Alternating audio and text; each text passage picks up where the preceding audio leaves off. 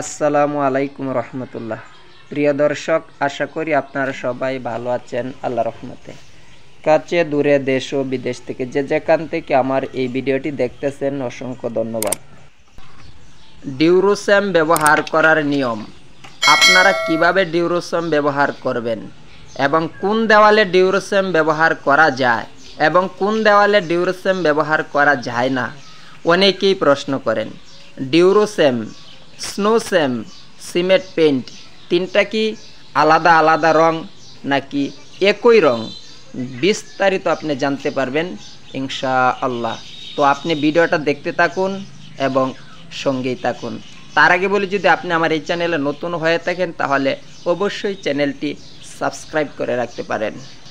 ডিউরোস্যাম, cement paint, স্নোস্যাম এই তিনটা আলাদা আলাদা রং না, তিনটা কিন্তু একই রং। কেউ স্নোস্যাম বলে, কেউ ডিউরোস্যাম বলে, আবার কেউ সিমেন্ট পেইন্ট বলা হয়। তিনটা একই রঙের তিনটি নাম। ডিউরোস্যাম সিমেন্ট পেইন্ট করার জন্য আপনার দরকার হলো একটি নতুন দেওয়াল।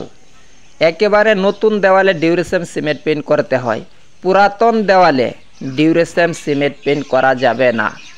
প্রিয় দর্শক, ডিউরোস্যাম সিমেন্ট পেইন্ট করার পূর্বে আপনারা অবশ্যই দেওয়ালকে পানির দ্বারা ভিজিয়ে নেবেন। আপনারা যত দেওয়ালটাকে ভিজিয়ে তারপরে আপনারা যদি ডিউরোস্যাম সিমেন্ট পেইন্টটা করেন তাহলে দেওয়ালের সাথে ডিউরোস্যামের আটালু অবস্থা সৃষ্টি হবে এবং খুবই ভন বানবে। আবার ডিউরোস্যাম করার 4-5 ঘন্টা পর আপনারা আবারও ভিজিয়ে দিবেন, তাহলে আরও আটালু অবস্থা সৃষ্টি হবে। প্রিয় দর্শক, আজকের জন্য এই পর্যন্তই। আবারও দেখা হবে পরবর্তী ভিডিওতে।